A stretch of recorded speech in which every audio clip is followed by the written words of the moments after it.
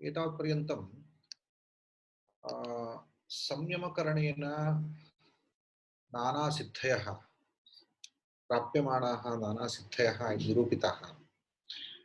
विशिष्य विषयविशेषे बाह्यविषयविशेषे तथा आन्तरविषयेषु च संयम संपादनेन काः काः सिद्धयः सम्पाद्यन्ते प्राप्यन्ते इति विषयाः निरूपिताः। इयमेव विभूतिर्नाम एताः सिद्धयः एव विभूतयः। इतोपि विशिष्टाः विभूतयः इतः परं निरूप्यन्ते। तत्र एतेषां फलविशेषाणां विषयविभागः मध्ये पूर्वोक्तानां सिद्धीनां विषये किञ्चित् वैलक्षण्यं निरूपयति। वस्तुतः सिद्धयः योगस्य फलरूपेण प्राप्यन्ते। एवञ्च योगफलानि भवन्ति एताः सिद्धयः। एवञ्च एते फलविशेषाः ये भवन्ति एतेषां स्वरूपतः विभूतित्वेपि स्वरूपतः सिद्धरूपत्वेपि तेषां कदाचित् विघ्नरूपत्वं भवति इति दर्शयितुं सूत्रकारः कथयति। ते समाधौ उपसर्गाः व्युत्थाने सिद्धयः। एवञ्च तेषां वस्तुतः सिद्धिरूपत्वमस्ति, तथापि व्युत्थानावसरे अर्थात् व्यवहारदशायां यद्यपि एते फलविशेषाः एतानि फलानि सिद्धिरूपेण दृश्यन्ते, अन्येषां सिद्धिरूपेण दृश्यन्ते, परन्तु समाधौ समाध्यवस्थापन्नस्य पुरुषस्य तावत् उपसर्गाः भवन्ति, अर्थात् उपद्रवाः भवन्ति, विघ्नाः भवन्ति इत्यर्थः। ते प्राक् प्रतिपादिताः एतावत्पर्यन्तं प्रतिपादिताः ये फलविशेषाः समाधेः प्रकर्षे समाधौ विषये यः समाधेः उत्कर्षं प्रकर्षं गच्छति अग्रे अग्रे योग्यतां सम्पादयति योगी तस्य कृते एते उपसर्गाः नाम उपद्रवाः विघ्नाः इत्यर्थः। किमर्थम् इत्युक्ते कदाचित् योगिनः पतनं भवति अनेन। भगवता श्रीकृष्णेनापि उक्तं योग कदाचित् योगी पतन् योगी कथं तत्र सिद्धयः अपि कदाचित् विघ्नाः भवन्ति। ताः सिद्धयः एव विघ्नीभूय अन्तरायत्वेन योगमार्गे अन्तरायाः भवन्ति। तेन कारणेन तस्य कदाचित् योगसिद्धिः योगमार्गः कुण्ठितः भवति, योगमार्गे तस्य वेगः कुण्ठितः भवति। कदाचित् कश्चित् शुचीनां श्रीमतां गेहे योगभ्रष्टोऽभिजायते। योगभ्रष्टः कदाचित् योगात् भ्रष्टः भवति योगी। भ्रंशनो नाम इदमेव कदाचित् स्वस्य सिद्धीनां विषये हर्षस्मयादिकं तस्य उत्पद्यते। स्मयो नाम अहङ्कारः, हर्षः, आनन्दः भवति। ओ इयं सिद्धिः मे प्राप्ता, मया इयम् एतादृशी विलक्षणा सिद्धिः योगेन मया सम्पादिता इति हर्षः। सम्पादिता इति सम्पादनस्य आनन्दः, फलप्राप्तेः आनन्दः। ओ अहं योगमार्गे किञ्चित् अग्रे गतः इति आनन्दविशेषोऽपि जायते। कदाचित् स्मयः अपि भवति, ओ मया एषा सिद्धिः सम्पादिता इति स्मयः, अहङ्कारोऽपि जायते। एवञ्च हर्षस्मयादिकारणेन कदाचित् केषाञ्चित् भयमपि भवति। एषा सिद्धिः प्राप्ता, एषा सिद्धिः कुत्र मया प्रयोक्तव्या, कस्मिन् विषये इति भ्रमः अपि जायते, सन्देहः जायते। कस्मिन् विषये प्रयोगं न करोमि चेत् परीक्षा कथम् इति योगसिद्धीनां परीक्षार्थं प्रवर्तते सन्दिहानः। यदि एषा सिद्धिः मया प्रयुज्यते चेत् कदाचित् मम योगफलानि योगेन सम्पादितानि फलानि निर्गच्छन्ति वा इत्यादि सन्देहग्रस्तोऽपि भवति। एवञ्च एतादृश नानाकारणैः सः योगभ्रष्टः कदाचित् भवितुमर्हति। अत एव समाधिः शिथिलीभवति इत्यर्थः। अन्यत्र चित्तम् अन्यत्र गच्छति। चित्तं सिद्धिः प्राप्नुवन् पुरुषः सिद्धिविषये मग्नः भवति, फलविषये मग्नः भवति। यदा च फलानि दृश्यन्ते तदानीं चित्तं तत्र लग्नं भवति, आनन्दितं भवति, स्मितं भवति। तेन कारणेन समाधिः शिथिली भवति। व्युत्थाने तु व्यवहारदशायां तु बहिर्मुखः यदा भवति योगी तदानीं तस्य विशिष्टफलदायकत्वात् सिद्धयः भवन्ति। ताः एव तान्येव फलानि सिद्धिरूपेण दृश्यन्ते। एवञ्च लोके तावत् किमपि कस्याः अपि क्रियायाः किमपि फलं स्वरूपतः तत् सिद्धिरिति वा विघ्न इति वा वक्तुं न शक्यते। कदाचित् अस्माभिः सम्पादितः अर्थः अपि अस्माभिश्चिन्त्यते अर्थेन वयम् आनन्दं प्राप्नुमः इति। कदाचित् स एव अर्थः अस्माकं मार्गे विघ्नरूपेण तिष्ठति। कथासु श्रूयते यथा कश्चित् अर्थं सम्पादितवान्, सः मार्गे गच्छन् अर्थभयेन अर्थस्य क्षेमभयेन पीडितः भवति। कुत्र वा कदाचित् कः वा चोरः अस्मान् गृह्णाति इति भीत्या सः सुखवञ्चितः भवति। एवञ्च अर्थः यः सुखं जनयति इति भ्रमेण सम्पादितः अर्थः दुःखमेव जनयति। तस्य क्षेमादि विषये चिंता जनकत्वेन दुःखमेव जनयति इति अस्माभिः। एवञ्च कदाचित् लोके अन्यस्य सिद्धित्वेन दृश्यमानमपि फलं स्वमार्गे कदाचित् विघ्नरूपेण आचरति। तस्मात् एतानि फलानि समाधौ विषये उपद्रवाः, विघ्नाः भवन्ति, व्यवहारविषये सिद्धिरूपेण दृश्यन्ते इति विषय विभागेन अस्माभिः सिद्धयः द्रष्टव्याः। अतः सिद्धीनां स्वरूपं द्रष्टव्यम् अस्माभिः। स्वरूपं नाम एते कदाचित् विघ्नरूपाः अपि भवन्ति इति। एतद् योगिनः योगिनः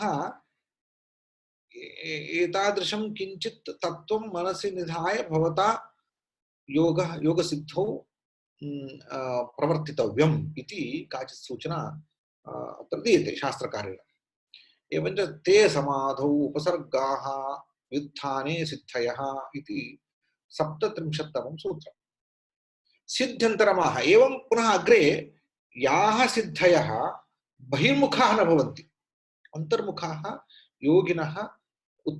योगिनः मोक्षप्राप्ते अनुकूलाः सिद्धयः भवन्ति, तादृश्यः सिद्धयः इतः परं निरूप्यन्ते। बन्धकारणशैथिल्यात् प्रचार संवेदनाच्च चित्तस्य परशरीरावेशः। चित्तस्य परशरीरावेशः, चित्तं परशरीरं प्रविश्य भोगान् भोक्तुमर्हति। अयं विशेषः। परकाय प्रवेशः इति भवद्भिः श्रुतं स्यात्। परकाय प्रवेशः कथं भवति इत्युक्ते स्वयमेव आत्मा परकायान् प्रविश्य करोति इति वा, कथं करोति, भोगान् करोति ततः इति चेत् चित्तस्य परशरीरावेशः इत्युक्तम्। योगे आत्मा तत्र गत्वा निविशति, प्रविशति, स्वस्य भोगान् सम्पादयति इति नार्थः। चित्तमेव तत्र गच्छति। चित्तं परशरीरं प्रविश्य भोगानुकूलान् सम्बन्धान् कल्पयति। आत्मनः भोगानुकूलान् सम्बन्धान् चित्तं कल्पयति। अयं विशेषः अत्र। एवञ्च आत्मनः परशरीरप्रवेशो नाम चित्तस्य परशरीरप्रवेशः इत्यर्थः। एवं भगवत्पादानां शङ्कराचार्याणां परकायप्रवेश सिद्धिविषये कश्चन प्रसङ्गः शङ्करविजये वर्तते। परकायं प्रविश्य कथं तत्र भोगाः सम्भवन्ति इति सः योगी योगरूपेण सः पश्यति, तदनन्तरं तान् अर्थान् सः निरूपयितुं शक्नोति इति कश्चन प्रसङ्गः वर्तते। एवं परकायप्रवेशः अत्यन्तं प्रसिद्धः फलविशेषः। बन्धकारणशैथिल्यात् प्रचारसंवेदनाच्च चित्तस्य परशरीरावेशः इति सूत्रम्। व्यापकत्वात् आत्मचित्तयोः नियतकर्मवशादेव शरीरान्तर्गतयोरेव भोक्तृभोग्यभावेन यत् संवेदनम् उपजायते स एव शरीरबन्धः इत्युच्यते। पश्यन्तु, आत्मनः अनेन शरीरेण को बन्धः? बन्धः नाम किम्? आत्मा शरीर अन्तर्गतः बद्धः अस्ति इत्यस्य कोऽर्थः? बद्धः अस्ति इत्यस्य आत्मनः आत्मा बहिर्गन्तुं न शक्नोति इति नार्थः। एवञ्च यथा कस्यचित् पश्यन्तु, कदाचित् एवं दृश्यते, भवन्तः सर्कस् इति प्राणिनां चमत्कारविशेष प्राणिनां तत्र कौशलानि दर्शयन्ते खलु, तादृशं दृष्टं स्यात्, यत्र नाना प्राणिनः व्याघ्रादयः अपि तत्र स्वकौशलं दर्शयन्ति, गजाः स्वकौशलं दर्शयन्ति। तत्र गजः अत्यन्तं बलशाली कश्चित् प्राणी, परन्तु अत्यन्तं विनीत इव कस्यचन पुरुषस्य दण्डविशेषं पश्यन् सः यथा दिशति तथा करोति, तथा क्रीडां करोति गजः, महान् गजः। व्याघ्रः अपि आत्मनः व्याघ्रत्वं विस्मृत्य यथायथं सः सूत्रधारः आदिशति तथा तथं तत्र वृत्तादिषु अग्निवृत्तादिषु गत्वा तत्र क्रीडादिकं दर्शयति। वस्तुतः एतौ प्राणिनौ तत्र बद्धौ वस्तुतः किमस्ति, ते बहिर्गन्तुं शक्नुवन्ति। ते वस्तुतः कश्चित् गजः सः तत्र तं पातयित्वा बहिर्गन्तुं स प्रभवति, तथापि न करोति, तस्य भयं। तथा कश्चन वृत्तविशेषः तस्य गजस्य दृश्यते, तत् वृत्तं दृष्ट्वा सः भयम् अनुभवति। ओ, स्वकल्पितं वृत्तम्, अर्थात् स्वकल्पितं वृत्तं मनसि कुर्वन् भयम् अनुभवति, तदुत्तार्य गन्तुं सः गन्तुं न प्रभवति, बहिर्गन्तुं न प्रभवति। एवमेव आत्मापि शरीरबद्धः इत्युक्ते शरीरस्य अन्तः स्वयमेव गृहं सम्पाद्य तिष्ठन् आत्मा बहिर्गन्तुं न प्रभवति, सः नेच्छति, तस्य भयं, बहिर्गत्वा किं भवति इति भयम्। एवं तादृशं यथा बलशाली अपि प्राणी शरीरस्य बहिर्भागे विद्यमानं चक्रं वृत्तं वा दृष्ट्वा भयभीतः सन्, भयेन भीतः सन् तत्रैव आत्मनः बलं विस्मृत्य तिष्ठति, तथा आत्मापि। तत्र कोऽयं शरीरबन्धः इत्युक्ते तस्य व्याख्यानं करोति शास्त्रकारः, व्यापकत्वात् आत्मचित्तयोः नियतकर्मवशादेव शरीरान्तर्गतयोः। यद्यपि आत्मा व्यापकः, कुत्रापि गन्तुं प्रभवति, तस्य सामर्थ्यमस्ति, तथापि चित्तमपि स्थानान्तरं गन्तुं सर्वथा शक्नोति, तथापि नियतकर्मवशादेव, नियतं तस्य आत्मकर्म यदस्ति तत् सञ्चितमस्ति चित्ते। पश्यन्तु, आत्मनः यत् कर्म तत् तस्य चित्ते सञ्चितमस्ति, तादृशकर्मवशात् शरीरे एव तेषां स्थितिरस्ति, आत्मचित्तयोः शरीरान्तर्गतयोरेव, तत्रैव तेषां भोग्यत्वेन भोक्तृत्वेन सम्बन्धः जायते, बहिर्न जायते। यद्यपि बहिः अन्यत्र अपि शरीरस्य आत्मनः स्थानं वर्तते, चित्तमपि गन्तुं शक्नोति, तत्रापि भोग्यत्वेन भोक्तृत्वेन संवेदनम् आत्मचित्तयोः न भवति।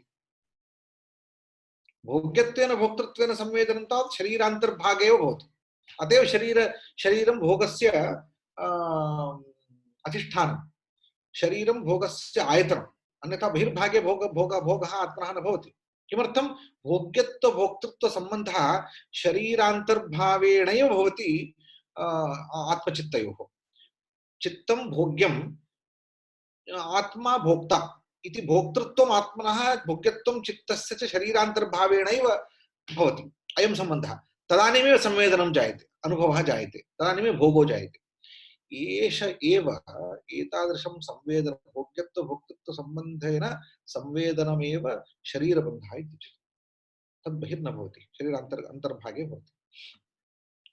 तद्यथा समाधिवशात् बन्धकारणं धर्माधर्माख्यं शिथिलं भवति,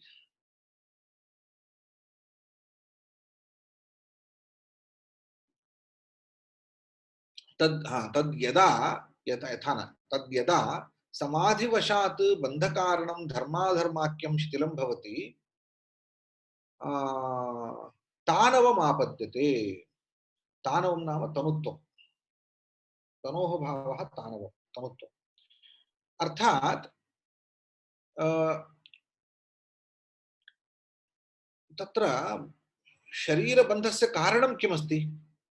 पुण्यपाप, यथा मया उक्तं खलु, कर्मवशात्, नियतकर्मवशादेव, नियतकर्मवशादेव व्यापकयोरपि आत्मचित्तयोः शरीरान्तर्गतयोरेव भोग्यभोक्तृत्वेन संवेदनं जायते इत्युक्तं। तदेव शरीरबन्धः इत्युक्तम्। इदानीं बन्धकारणीभूतं यद् धर्माधर्माख्यं नियतं कर्म, चित्तगतं कर्म, सञ्चितं भवति, प्रारब्धं भवति, तादृशं कर्म यदा शिथिलं जायते, यथा यथा चित्ते सत्वम् उपजायते, यथा यथा योगवशात् चित्ते सत्वरूपधर्मस्य अभिव्यक्तिः जायते, तथा तथा तत्र नियतकर्मादिकं यदस्ति धर्माधर्माख्यं तत् शनैः शनैः शिथिलं जायते। यथा यथा चित्तस्य विकासः भवति, तथा तथा तत्र लग्नं यद् मलं, कर्ममलं, तत् शिथिलं भवति। यथा यथा तत् शिथिलं भवति, तथा तथा तत् तानवम् आपद्यते, अर्थात् तनुत्वम् आपद्यते। चित्तस्य योऽसौ प्रचारः हृदयप्रवेशात् इन्द्रियद्वारेण विषयाभिमुख्येन प्रसरः, तस्य संवेदनं ज्ञानं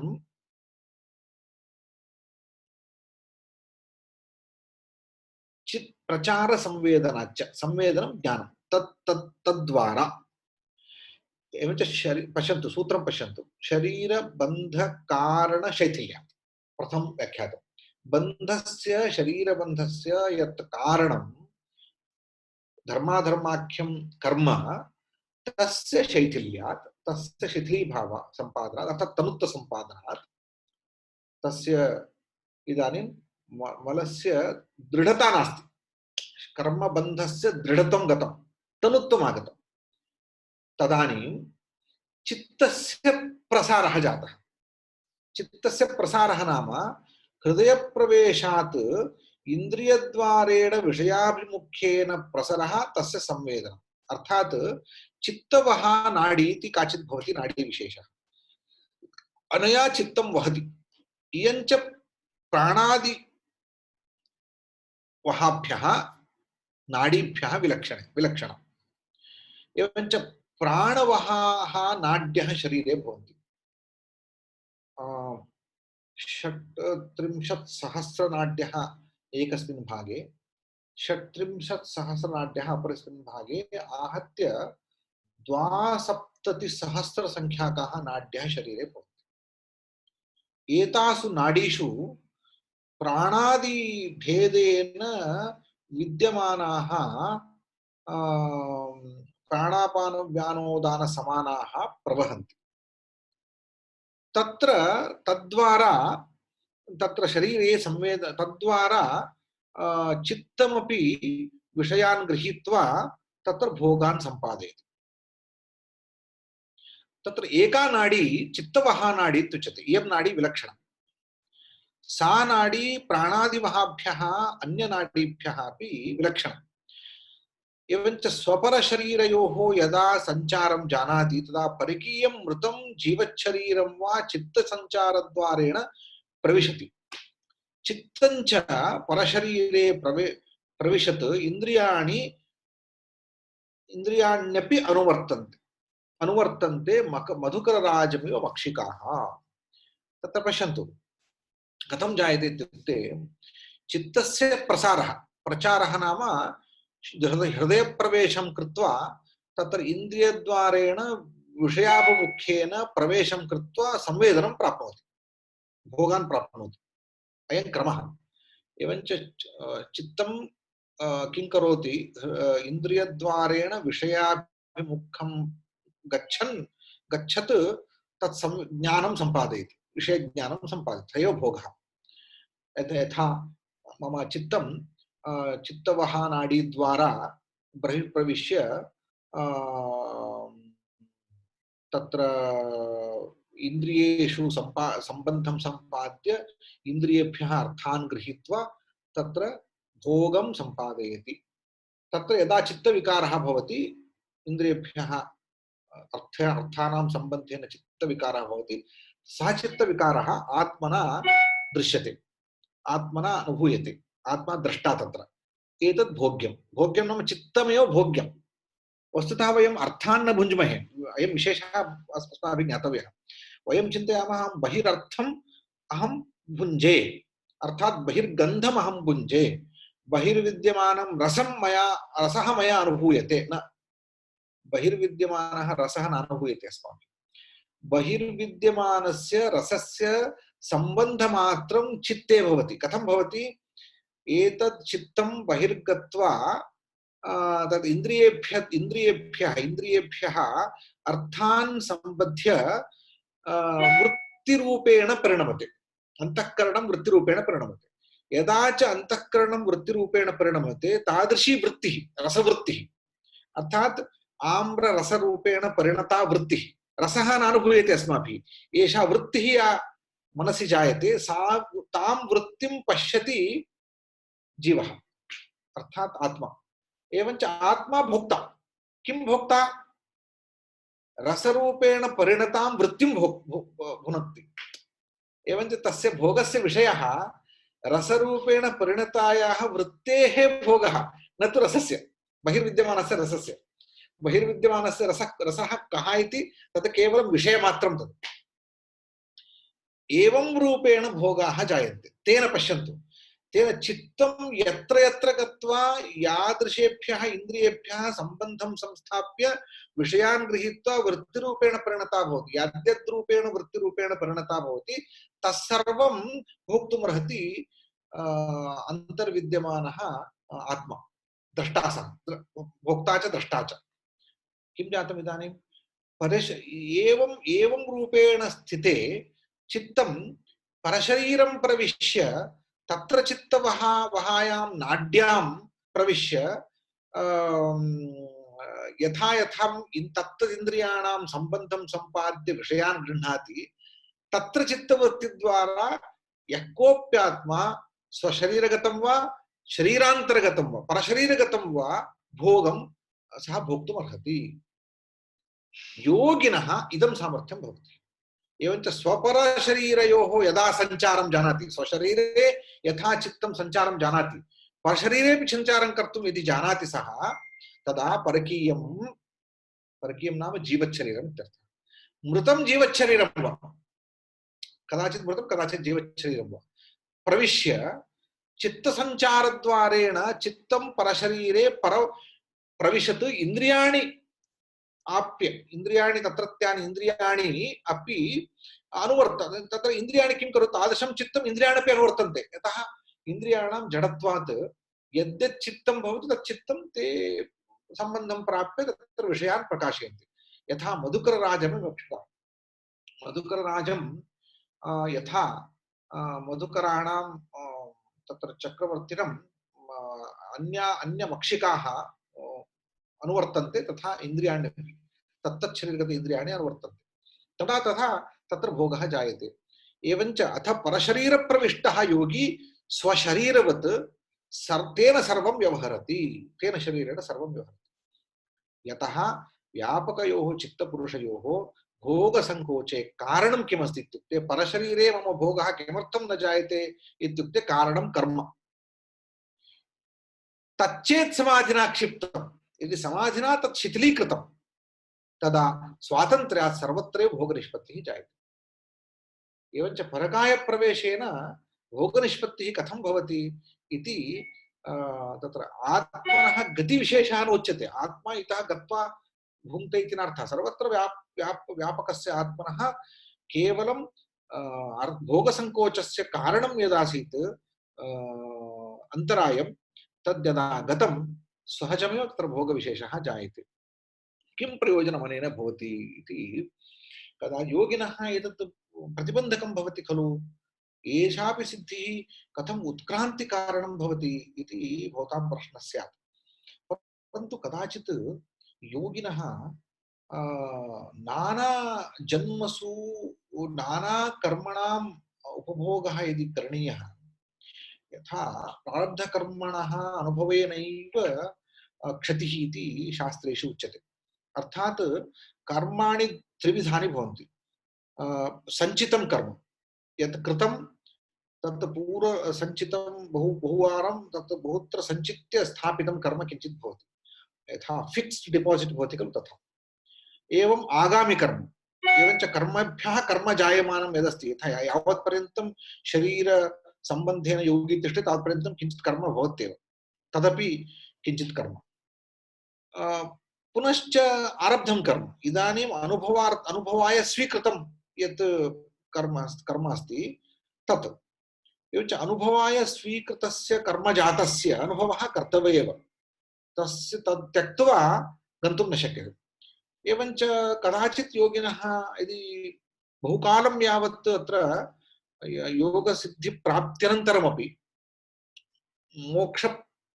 मोक्षयोग्यतायां सिद्धायामपि विवेकख्यातेः परमपि केवलं कर्मानुभवाय प्रारब्धकर्मणाम् अनुभवार्थं संसारयोगः यद्भवति तदर्थं योगी किञ्चित् किं करोति, झटिति शीघ्रमेव तान् सर्वानपि कर्मभोगान् भोक्तुं सहैव नाना शरीरेषु भोगान् सः कर्तुं प्रभवति। अतएव सौभरी ऋषेः कश्चन दृष्टान्तः शास्त्रेषु स्वीक्रियते। सौभरी ऋषिः मुनिः स्वस्य योगबलात् 50 शरीरेषु सहैव सः भोगान् कृत्वा आत्मनः तत्र भोगान् समापितवान्, कर्मभोगान् समापितवान् इति काचित् महाभारतेपि एषा कथा श्रूयते। एवञ्च भोगनिष्पत्तिसम्पादनार्थं योगिनः एषा सिद्धिः अपेक्षिता भवति इति एषा सिद्धिरत्र उक्ता वर्तते। एवञ्च मूलं पश्यन्तु, सूत्रं पश्यन्तु पुनः। बन्धकारणशैथिल्यात्, बन्धस्य शरीरबन्धस्य यत् कारणं नियतं कर्म धर्माधर्माख्यं तस्य शैथिल्यात् तनुत्वात् चित्तस्य प्रचारेण, अर्थात चित्तवह नाडी द्वारा प्रवेशेन प्रसरेण इंद्रियेषु संबंधेन च संवेदना च ज्ञानप्राप्तेः चित्तस्य परशरीरावेशः, चित्तस्य परशरीरे प्रवेशः संबन्धः भोगः इत्यर्थः। सिद्ध्यन्तरमः उदानजयात् महोदय। नमस्कारः। नमस्कारः। मध्ये पृच्छामि किं नाम उदाहरणार्थं पृच्छतु। यथा सॉफ्टवेयर मध्ये यद् टीम व्यूअर इति यद् भवति तद् उदाहरणं भवितुम् अर्हति वा परकाया शरीरम् इति? टीम व्यूअर न जानामि। एवमस्ति यद् प्रोग्राम यद् भवन्ति, यः कश्चन सॉफ्टवेयर डेवलप करोति सः यत्र कुत्रापि स्वकीयं यद् ददाति, यदि तत्र तस्मिन् नाम अन्यस्य कंप्यूटर मध्ये यदि समस्या भवति तर्हि एषः स्वस्थाने स्थित्वा टीम व्यूअर इति द्वारा तत् सॉफ्टवेयर सर्वं सम्यक् करोति। यतोहि तद् भिन्नम्, अतः परकाया शरीरं यदस्ति प्रवेशः तदर्थं प्रष्टुकामा आसम्। तर्हि दृष्टान्तः सम्यक् अस्ति, परन्तु तत्र एकमेव वैलक्षण्यं दृश्यते मम।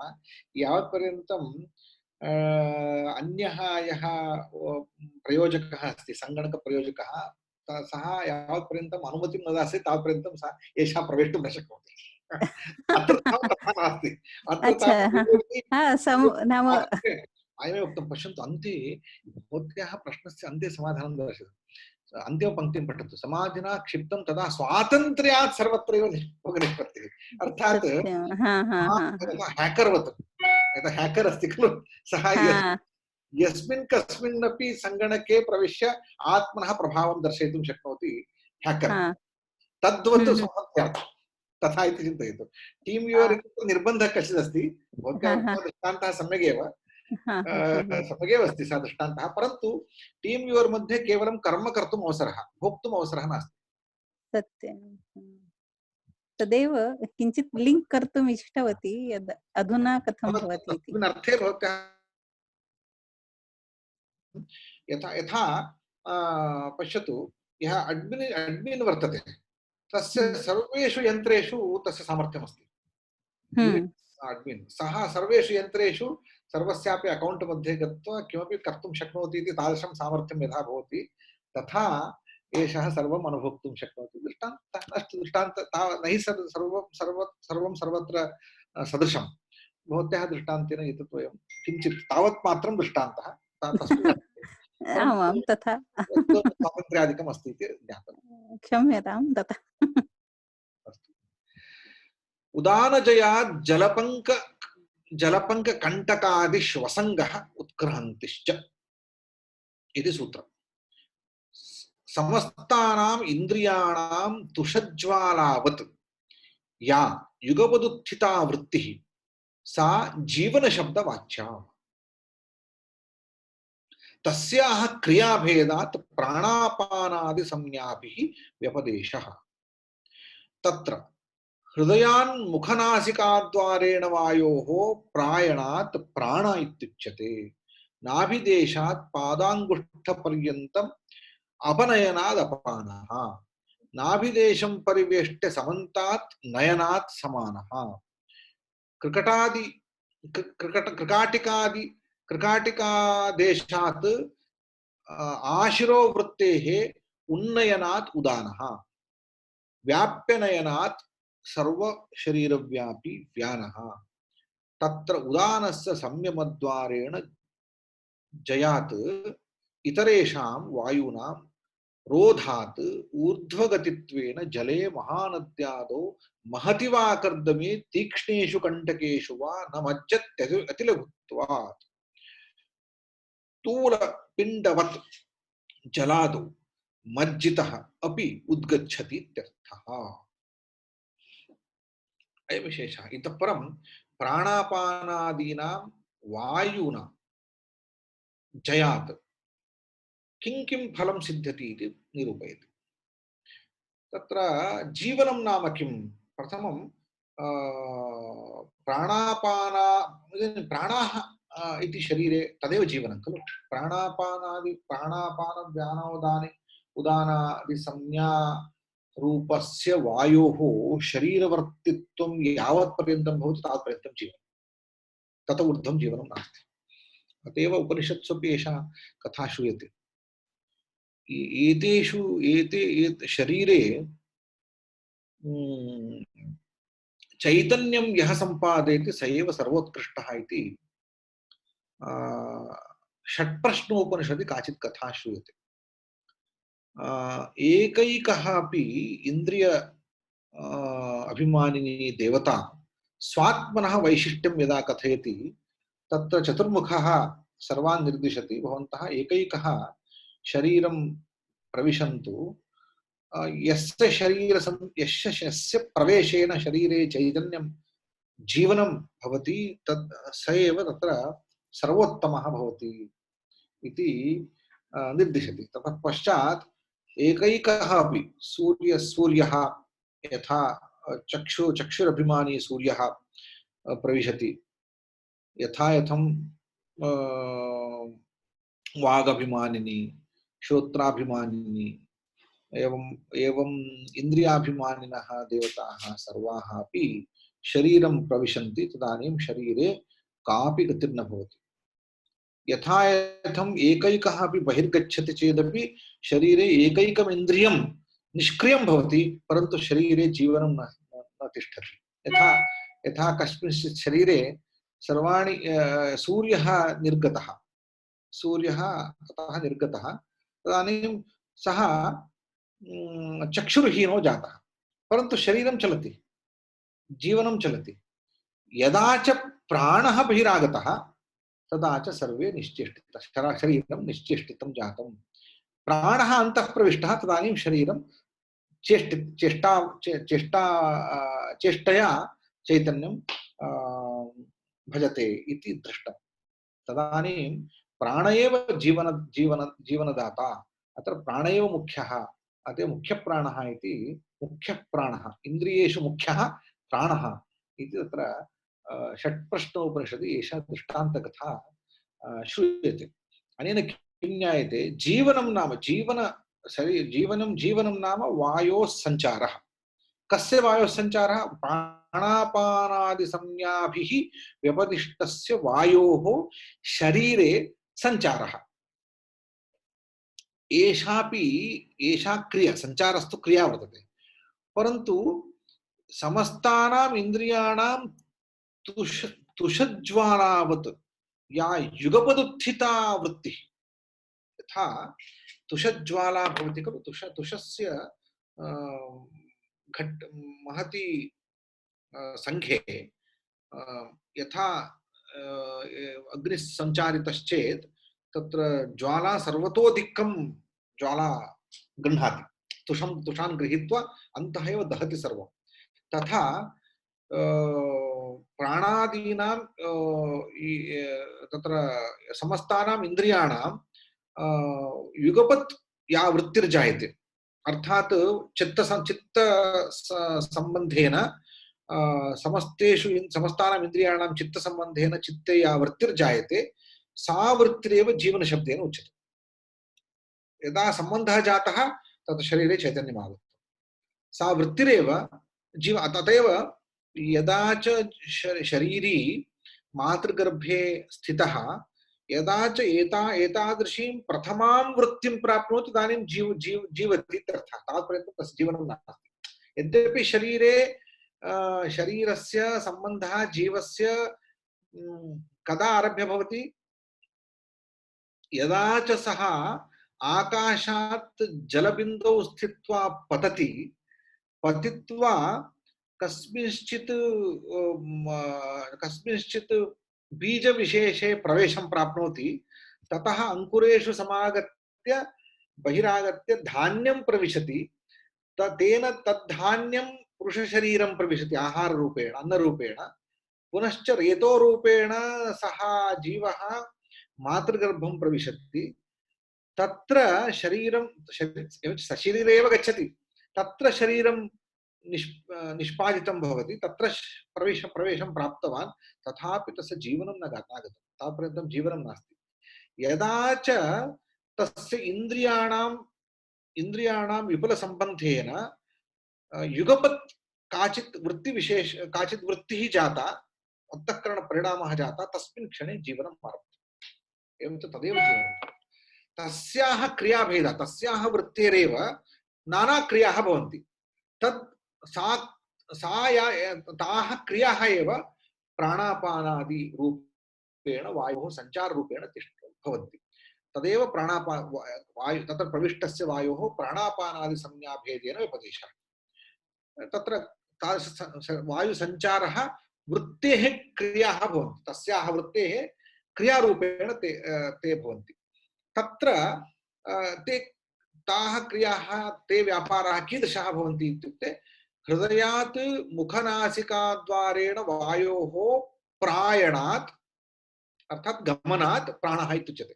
एवञ्च वायुः हृदयात् मुखनासिकाद्वारेण सञ्चारणं, वायोः सञ्चारः यः अस्ति सः प्राणः इत्युच्यते। श्वासोच्छ्वासो प्राणेन भवतः।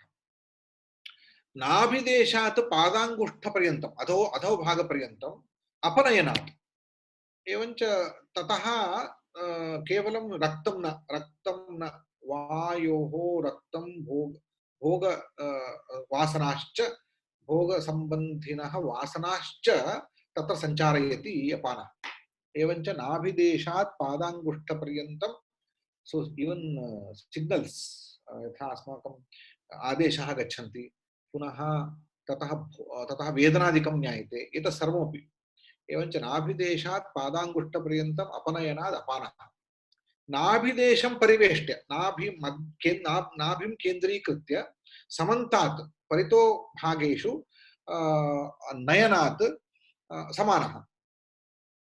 अनन्तरं क्रिकट क्रिकट क्रिकाटिकादेशात् आशिरोवृत्तिः अर्थात् क्रिकाटिका नाम हृदयभागः हृदयभागात् यत् रक्तम् उपरि गच्छति एतस्मात् देशात् शिरोवृत्तेः शिरोवृत्तेः नाम शिरः आशिरोवृत्तेः शिरसः ऊर्ध्वभागपर्यन्तम् उन्नयनात् उन्नयति रक्तम् उन्नयति अस्माकं चेतनाम् उन्नयति उदयनात् उदानः व्याप्यनयनात् शरीरेषु सर्वभागेषु व्याप्यनयनात् सर्वशरीरव्यापी व्यानः एवञ्च एतेषु पञ्चसु व्यापारेषु वायोः पञ्चसु व्यापारेषु तत्र एषा वृत्तिरेव तत्र कारणं जीवनवृत्तिरेव कारणं जीवनवृत्तेः एव क्रियाभेदेन वायौ एते सञ्चाराः एताः क्रियाः एते व्यापाराश्च जायन्ते तेन व्यापारभेदेन च एक एव वायुः प्राणापादिसंज्ञां भजते यथा यथं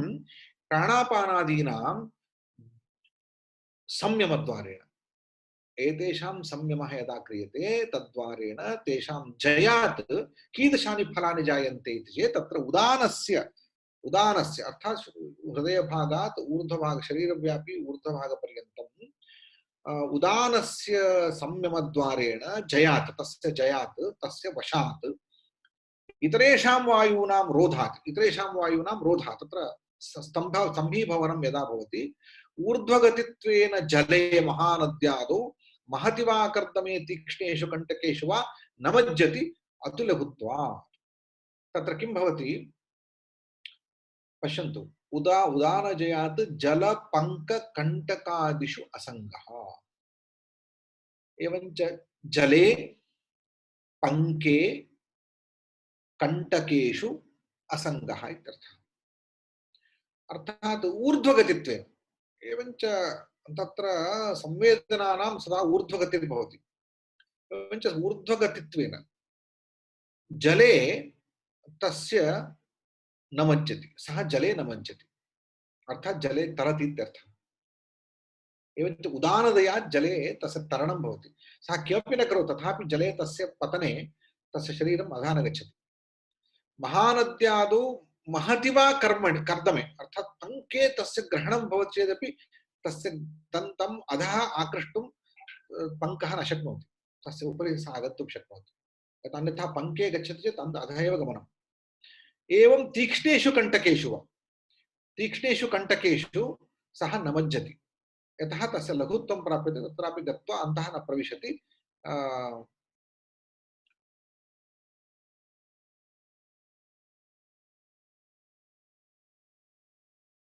किमर्थमिति चेत् तूलपिण्डवत् जलादौ मज्जितः अपि उद्गच्छति तथा यथा तूलपिण्डं भवति तत् कियद्वा तूलपिण्डं भारवान् भवतु तूलपिण्डं भारवत् भवतु बहु भारवदपि तूलपिण्डं कियद्वा तस्य भारं वर्धतां परन्तु जले न मज्जति जले उपरि एव तिष्ठति तथा तूलपिण्डवत् जलादौ मज्जितोपि उद्गच्छति इत्यर्थः यथा अस्माकं कन्दुकविशेषः वायु अन्तः यत्र वायुरस्ति तादृशकन्दुकविशेषं कियद्वा जले स्थापयन्तु पुनः उद्गच्छति तथा एवञ्च तस्य भारविषये चिन्ता नास्ति तत् वस्तुतः अस्मत् शरीरवत् तावदेव भारवत् किञ्चित् कन्दुकं स्वीक्रियताम् अस्माकं शरीरस्य यावत् तत्र गुरुत्वं तावत् गुरुत्वयुक्तं किञ्चित् कन्दुकं स्वीकृत्य वयं जले निपतामश्चेदपि तत् न निमज्जति तद्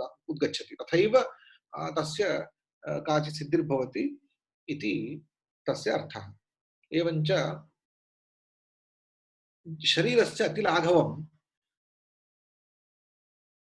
तेन न केवलम् एतावत् तस्य उत्क्रान्तिश्च उत्क्रान्तिर्नाम तथा जीवस्य उत्क्रान्तिः अपेक्षिता उत्क्रान्तिर्नाम ब्रह्मरन्ध्ररूपेण तस्य बहिर्निर्गमन सामर्थ्यम् अपेक्षितम् योगकाले समाधिकाले जीवनान्तकाले ब्रह्मरन्ध्रद्वारा तस्य उत्क्रान्तिः अपेक्षिता सा उत्क्रान्तिः अपि अनेन भवति सा उद्गच्छति अधः न नीयते अधोभागेन अतएव उदानजयेनैव शरीरस्य जीवस्य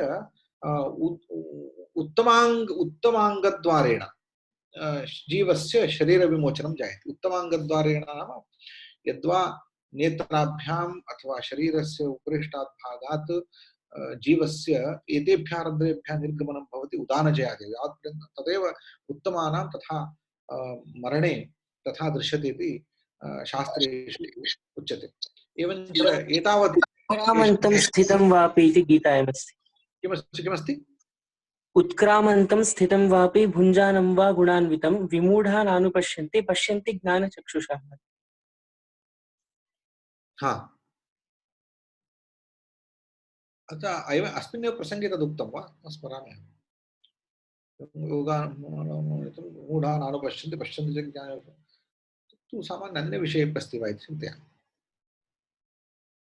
पश्यामः। आमाम्। तर्हि एतादृशी सिद्धिः काचित् अत्र जायते इति एकं सूत्रम् उक्त्वा समापयामि। सिद्ध्यन्तरमाह समानजयात् प्रज्वलनम्। समानजयात् समानस्य वायोः समानाख्यवायोः जयात् संयमेन वशीकरणात् प्रज्वलनं जायते। किं नाम प्रज्वलनम्? अग्निमावेष्ट्य व्यवस्थितस्य समानाख्यस्य वायोः अर्थात् नाभौ नाभिदेशे कश्चन जठराग्निः वर्तते। जठराग्निं आवृत्य तिष्ठति वायुः। अयं वायुः समानाख्यः वायुः। मध्ये जठराग्निः भवति, तस्य आवृत्य समानाख्यः वायुः तिष्ठति। अतएव समानाख्यवायोः समानस्य कदाचित् सम्यक् व्यवस्थितिः न भवति चेत् जठराग्निदोषः जायते। जठराग्निदोषेण अस्माकं शरीरे सर्वे दोषाः निष्पद्यन्ते। मूलं कारणम् अस्माकं अस्वास्थ्यस्य रोगस्य निदानं किमस्ति इत्युक्ते कारणम् एतदेव। जठराग्नेः सम्यक् ज्वलनं न भवति। यदा जठराग्निः अधिकं ज्वलति वा अथवा अल्पं ज्वलति वा तत्र आहारदोषो जायते। अर्थात् आहारस्य स्वीकृतस्य आहारस्य विपाकः। यद्यपि कदाचित् उपवासकालेपि यावत् ज्वलनम् अपेक्षितं तावदेव अतएव योगेनैव उपवासः करणीयः। केचन उपवासं कुर्वन्ति, झटिति तेषाम् उदरेषु बहुत्र बहु पीडनं जायते। पीडनं सहित सोढ्वा उपवासं कुर्वन्ति, तथा न करणीयम्। योगेन प्राणायामेन च समानाख्यवायोः वशं सम्पाद्य वशीकृत्य जठराग्नेः बन्धनं करणीयं। तेन जठराग्नेः यदा विकारो न भवति तदानीम् उपवासः सफलो भवति। तत्र आहाराभावेपि जठराग्निः मन्दं ज्वलति, इदानीम् उपवासः सफलः भवति। एतत् मया आनुषङ्गिक प्रसङ्गसङ्गत्या उक्तम्। एतादृशस्य समानाख्यस्य वायोः यथा जठराग्निः समं तत्र ज्वलेत् तथा अयं वायुः तस्य जठराग्नेः रक्षणं करोति। तादृशवायोः जयात् वशीकरणात् निवारणस्य अग्नेः निरावरणस्य अग्नेः उद्भूतत्वात् तेजसा प्रज्वलन्निव योगी भासते। एवञ्च एतादृशवायोः ज्वलनात् किं भवति, तत्र आवरणबन्धः अग्नेः न भवति। तद् अग्निः उद्भूता भवति। यदा च जठराग्निः उद्भूता भवति तेन तेजसा तादृश जठराग्निः तेजसा शरीरान्तर्भागः न दहति, अपि तु तस्य प्रकाशः मुखे भवति। एवञ्च सः योगी प्रज्वलन्निव भासते। तस्य प्रज्वलनसामर्थ्यम्, अतएव योगिनः मुखे कान्तिविशेषः जायते। महाभारतेषु वृकोदरकथायां वृकोदरकथा अर्थात् भीमकथायां भीमस्य कथं तादृशं सामर्थ्यम् आसीत्, यावत् आहारं स्वीकरोति तत्र तावद् आहारं सः जीर्णं कृत्वा सः बलं प्राप्नोति। तस्य शरीरे जठराग्निः तस्य निरन्तरं प्रज्वलन् आसीत् इति तस्य सामर्थ्यं योगी आसीत् सः। योगेन अतएव योगेन यः जठराग्निं संवर्धयितुं शक्नोति, तस्य बलं वर्धयति, समानवायुं सः संयम्य जठराग्नेः निरावरणतां सम्पादयति, तदानीं कियद्वा सः आहारं भुञ्जते तत्सर्वं भस्मसात् भवति। तादृशं सामर्थ्यं किञ्चित् भवति। यद् अन्यसिद्धिः प्रज्वल यदा अग्निः जठराग्निः अन्तर्विद्यमान जठराग्निः ज्वलति तस्य ज्वालेन मुखे कान्तिविशेषः जायते, योगी प्रज्वलन्नेव प्रतिभाति। एवञ्च समानजयात् प्रज्वलनम् इति फलान्तरमपि अत्र उक्तम्। एतावता अहम् अद्यतनं व्याख्यानं समापयामि। अत्र केऽपि प्रश्नाः सन्ति चेत् वक्तुं प्रभवामि। दीपं विना सुचक्षुरपि न पश्यति तमसि दीपवत् प्राणः। किमुक्तं? दीपं विना सुचक्षुरपि न पश्यति तमसि। एवं न पश्यति तमसि, सत्यं दीपं विना सुचक्षुरपि तमसि द्रष्टुं न शक्नोति।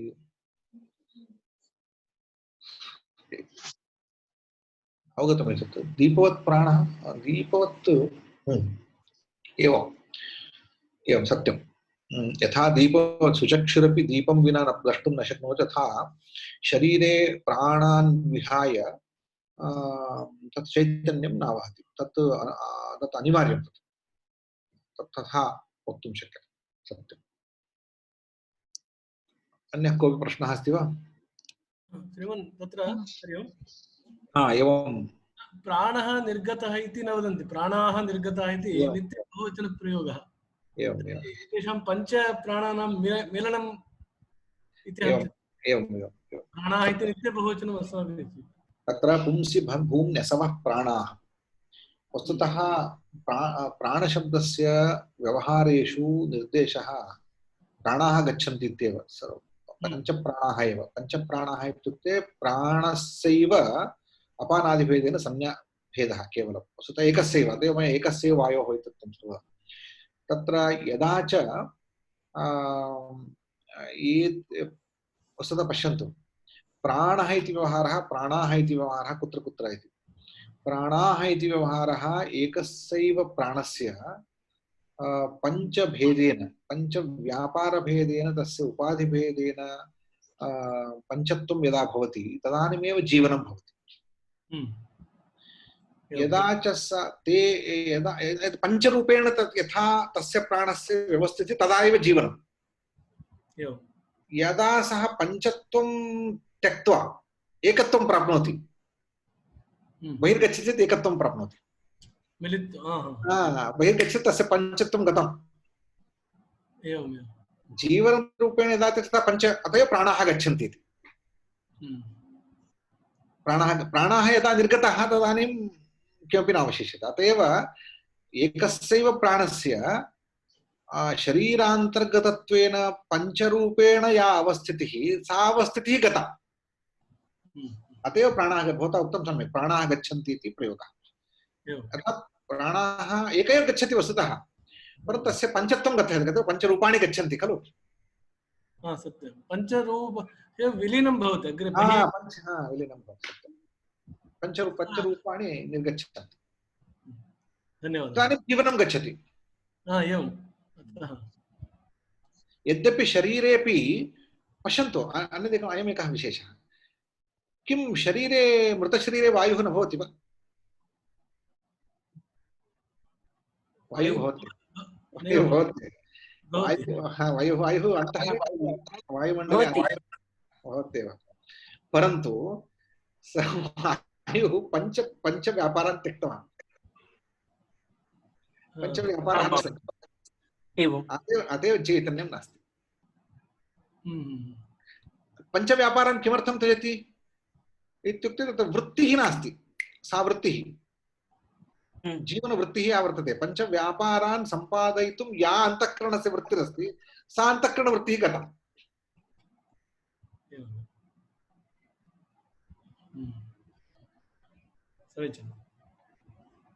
अतएव कदाचित् इदानीं ब्रेन् डेत् भवति चेत्, ब्रेन् डेत् इत्युच्यते खलु, तद् ब्रेन् डेत् अनन्तरमपि कृतकव्यापारद्वारेण अस्माभिः शरीरस्य सञ्चरणं कुर्वन्ति, निर्वहणं कुर्वन्ति। तत् तादृशं कृतकं यत् अस्ति, होल्डिंग द शरीरस्य चैतन्यं होल्ड् कुर्वन्ति। कथयन्ति इदानीं सः किमुच्यते हृदयस्य डेत् न जातं हार्ट् इस् फङ्क्षनिङ्ग् परन्तु ब्रेन् डेत् जातम् अर्थात् वृत्तिः जीवनवृत्तिः गता तद्वारा तत्प्रेरणया अत्र सहजतया वायोः सञ्चारः न भवति पृथक्रूपेण वायुसञ्चारं सम्पादयति तत् जीवनं नास्ति तज्जीवनं नास्ति so brain death is ultimate death इति कथयन्ति अधुना तत् अस्माकं प्राचीनैः उक्तं तत् अन्तःकरणवृत्तिः गता जीवनाख्या अन्तःकरणवृत्तिः नास्ति इदानीं वायुसञ्चारे जातेपि अन्तः शरीरे वायुसञ्चारः जायमानः अस्ति कृतकरूपेण तथापि जीवनं तदेव तस्य ब्रेन् डेत् यस्य अभवत् तस्य अङ्गानां एतदपि क्रियते अन्येभ्यः अपि दीयते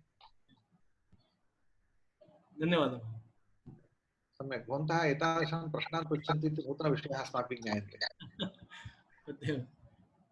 भवद्भिः उक्तं खलु मृते शरीरेऽपि वायुः भवति इति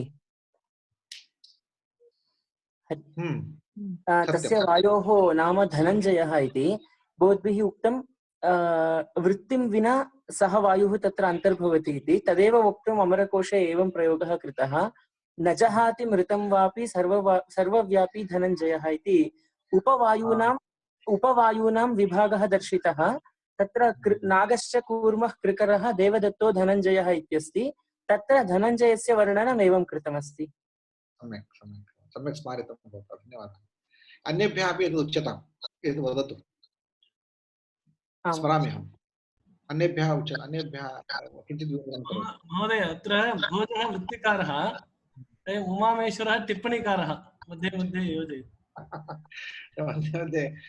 सम्यक् वस्तुतः एतत् इदानीं स्मरामि रेडी रेफरेन्स् ददातु स्वर्गवर्गे वर्तते कथयतु उमामहेश्वरः तत्र नागश्च कूर्मः कृकरो देवदत्तो धनञ्जयः वाग्द्वारे नाग आख्यातः उपवायूनां निरूपणं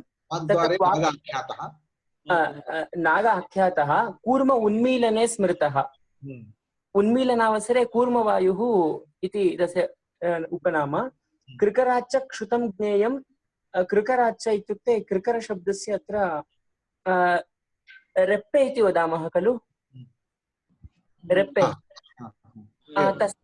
तस्य चलनावसरे यः वायुः तत्र सहकरोति तस्य कृकर इति शब्दः प्रयुज्यते अनन्तरं देवदत्ताद् विजृम्भणावसरे नाम आकलिके इत्यादिषु विजृम्भणावसरे देवदत्त इति वायोः नाम देवदत्तः शास्त्रेषु अपि बहुधा अस्ति अनन्तरं धनञ्जयस्य व्याख्यानं कृतमस्ति नाम न जहाति मृतं वापि सर्वव्यापी धनञ्जयः इति न जहाति मृतं वापि सर्वव्यापी धनञ्जयः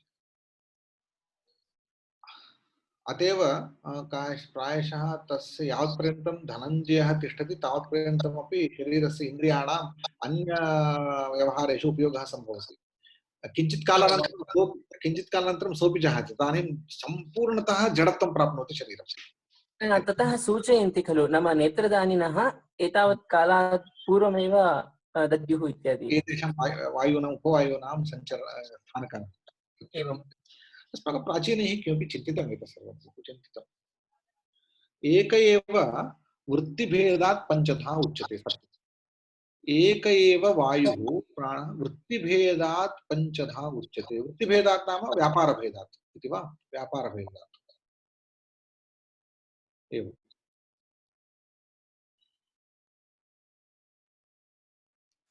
धन्यवादः महोदय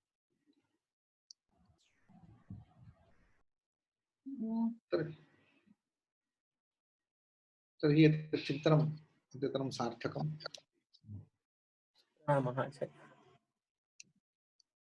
प्रणामः